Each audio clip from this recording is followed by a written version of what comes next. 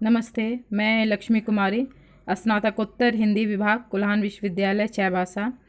आज का मेरा ये वीडियो विशेष रूप से चतुर्थ सेमेस्टर के विद्यार्थियों के लिए है। परीक्षा में वस्तुनिष्ठ प्रश्न जो है वो हमेशा ही पूछे जाते हैं और आज मैं गोदान उपन्यास पर आधारित कुछ वस्तुनिष्ठ प्रश्न जो है वो आप लोगों के लिए लेकर आई हूँ।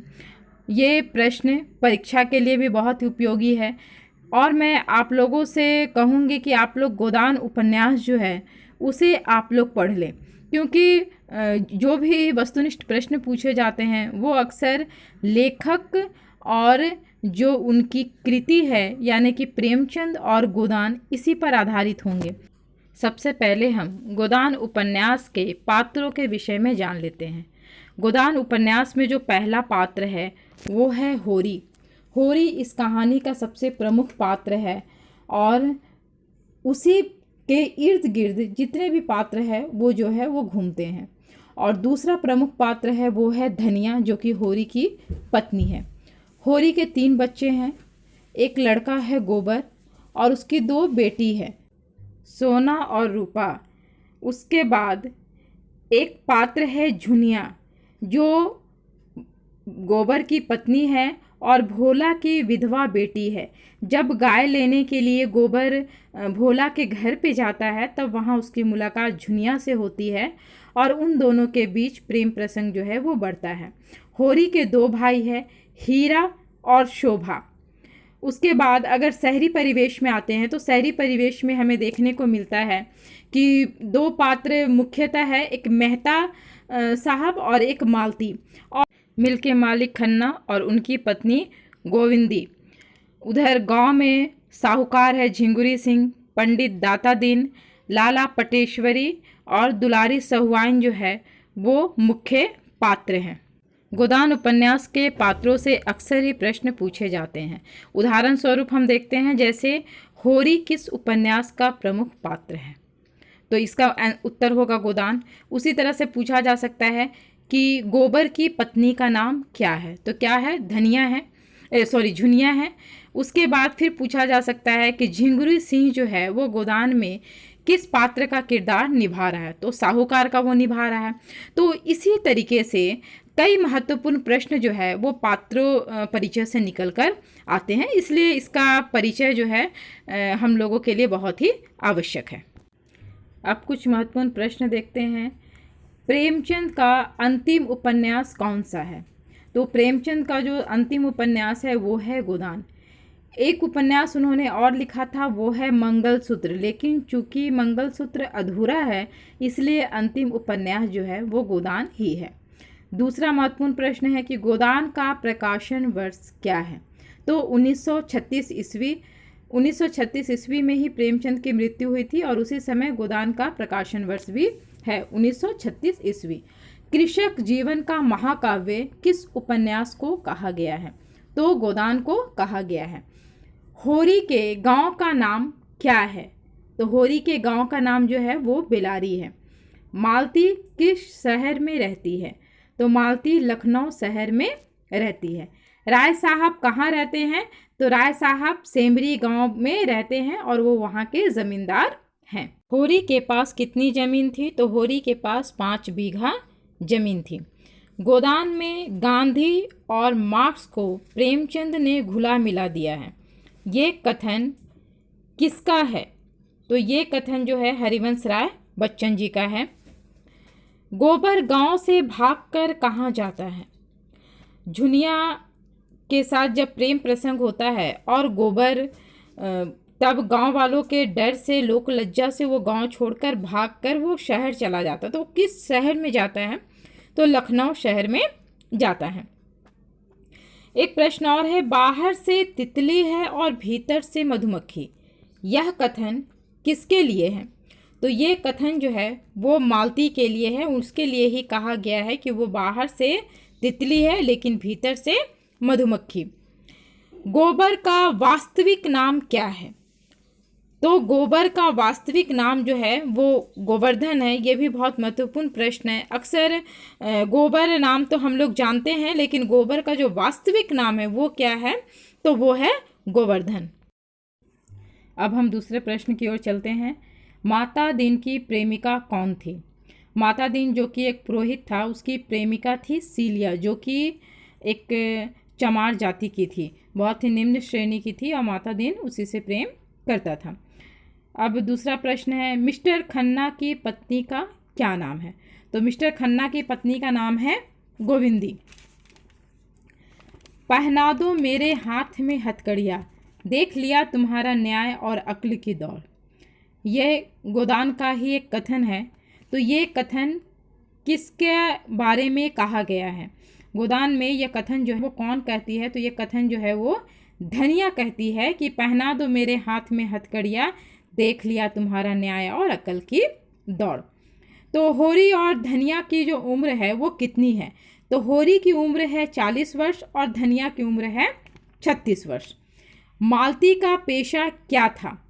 तो मालती पेशे से डॉक्टर थी। गोदान में कुल कितने परिच्छेद हैं? तो गोदान में कुल 36 परिच्छेद हैं। प्रोफेसर मेहता किस वर्ग का प्रतिनिधित्व करते हैं? तो प्रोफेसर मेहता जो है वो दर्शन शास्त्र के प्राध्यापक थे और वे बुद्धिजीवी वर्ग का प्रतिनिधित्व करते हैं। ये प्रश्न भी पूछा जा सकता है कि प्रोफेसर मेहता जो है वो किस विषय के प्राध्यापक थे? तो वो दर्शन शास्त्र के प्राध्यापक थे। तो होरी की गाय का नाम जो है वो क्या था? तो होरी जो भोला से एक गाय 80 रुपये में खरीदता है और उसका नाम वो लोग रखते हैं सुंदरिया। तो होरी की गाय का नाम जो था वो सुंदरिया था। और कितने रुपये में वो गाय खरीदता है? तो 80 रुपये में। कभी कभी यह भी प्रश्न पूछा जाता है कि होरी ने कितने रुपये में गाय खरीदी? तो 80 रुपये में उसने गाय खरीदी है। तो होरी की गाय का नाम सुंदरिया था और सुंदरिया जिसके बच्चा जो है इस दुनिया में आया भी नहीं था, उस बच्चे का नामकरण उसकी बेटी सोना और रूपा जो है वो मिलकर रखती है मटरू। तो कभी ये भी प्रश्न पूछ सकता है कि उसके अजन्मे बच्चे का जो नाम था वो क्या था? तो वो नाम था मटरू। अब गोदान उपन्यास के दरोगा का क्या नाम था? जो दरोगा डांट लगाता है उसका नाम क्या था? तो उसका नाम था गंडा सिंह। बिजनेस इन बिजनेस, ये कथन जो है गोदान में आया है और ये कथन किसने किससे कहा है? तो ये कथन जो है मिस्टर खन्ना ने राय साहब से कहा था। जब वो दोनों बिजनेस की बातें करते हैं तब ये बात जो है मिस्टर खन्ना जो है राय साहब से कहते हैं।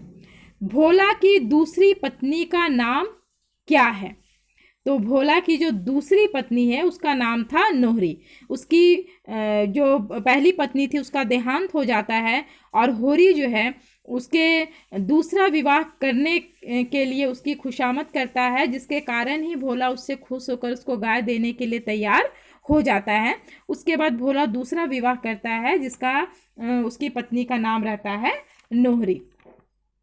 राजा सूर्य प्रताप सिंह की पुत्री का नाम क्या था? तो राजा सूर्य प्रताप सिंह की पुत्री का नाम था सरोज।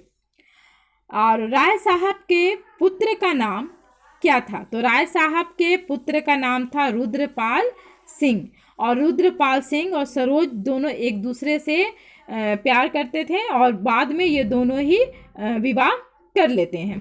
गोबर और झुनिया के दूसरे पुत्र का नाम क्या है? तो झुनिया पहली बार शादी से पहले जब वो माँ बनती है उसके बाद उसका पुत्र वो मर जाता है। उसके बाद उसका एक दूसरा पुत्र जो है वो जन्म लेता है जब गोबर उसको अपने साथ लखनऊ लेके जाता है। तो उन दोनों का जो दूसरा पुत्र होता है उसका नाम रहता है मंगल। होरी ने रूपा का विवाह किससे किया? तो होरी ने रूपा का विवाह जिससे किया था उसका नाम था राम सेवक महतो।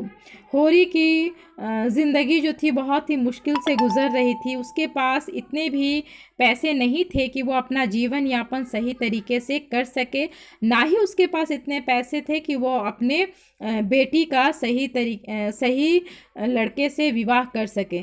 तब वो राम सेवक महतो से उसका विवाह मजबूरीवश कर देता है, जो होरी से मात्र 2 वर्ष ही छोटा होता है। अब उसके बाद देखिए जो अन्य प्रश्न है वो क्या है? होरी की मृत्यु कैसे होती है? तो होरी की मृत्यु जो है वो लू लगने के कारण होती है। होरी के पास पैसे नहीं रहते हैं, वो एक खेतीहर मजदूर हो जाता है और वो जब काम करते रहता है भरी दोपहरी में तो उसे लू लग जाता है, जिसके कारण उसकी मौत हो जाती है। उसके बाद दूसरा प्रश्न देखिए, सीलिया और माता दीन के पुत्र का क्या नाम है? सीलिया जो कि चमार जाति की थी और माता दीन जो ब्राह्मण था, ये दोनों अंतर जातीय विवाह करते हैं। तो उसके पश्चात जो इनका पुत्र होता है उसका नाम रहता है रामू। 5 साल तक पागल खाने में कौन रहता है? तो 5 साल तक पागल खाने में हीरा जो कि होरी का भाई है वो रहता है। हीरा ही होरी के गाय को जहर दे देता है और उसके बाद वो गांव छोड़कर भाग जाता है और उसकी हालत इतनी ख़राब हो जाती है कि वो पागल हो जाता है और होरी के मृत्यु के समय ही वो जो है गांव वापस लौट कर आता है। तो 5 साल तक पागल खाने में हीरा ही रहता है। उसके बाद जो अंतिम प्रश्न है वो है, भाभी दिल कड़ा करो, गोदान करा दो दादा चले। तो ये कथन जो है वो किसका है? तो ये एकदम गोदान के अंतिम में ये कथन कहा गया है और ये कथन जो है होरी के भाई हीरा ने कहा है। जब होरी लू लगने के कारण उसकी मृत्यु हो जाती है और तब धनिया को जो है हीरा कहता है कि भाभी दिल कड़ा करो और गोदान करा दो दादा अब जो है वो चले गए हैं। और उस समय जो उनके अगल बगल जो लोग रहते हैं वो लोग भी माता दीन भी कहने लगते हैं कि हाँ हाँ गोदाता दीन कहते हैं गोदान करा दो, गोदान करा दो। लेकिन धनिया के पास गोदान कराने के लिए गाय नहीं थी। तब वो उसके ठंडे हाथों में सुतली बेचकर जो पैसे लाती वो पैसे ही रख देती है और कहती है कि हमारे घर में तो ना गाय है, ना बछड़ा है, ना रुपया है, ये कुछ पैसे हैं, यही इनका गोदान है। तो ये कथन जो है वो हीरा कहता है। तो इस तरह से हम देखते हैं कि इस उपन्यास में जो बीच बीच से जो प्रसंग आते हैं उस प्रसंग से भी प्रश्न पूछा जाता है। तो इसलिए मैंने आपको ये वीडियो के शुरुआत में ही कहा था कि आप लोगों को गोदान उपन्यास पढ़ लेना चाहिए और काफ़ी ध्यान से पढ़ना चाहिए कि कभी कभी बीच बीच की जो पंक्तियां होती है उन पंक्तियों को भी आधार बनाकर वस्तुनिष्ठ प्रश्न पूछे जाते हैं। तो यदि आप उसे पढ़ लेंगे तो आपको इसका उत्तर देने में बहुत ही आसानी होगी। और आशा करती हूँ कि आपको मेरा ये वीडियो अच्छा लगेगा और आपके परीक्षा के लिए भी ये काफ़ी फ़ायदेमंद होगा। धन्यवाद।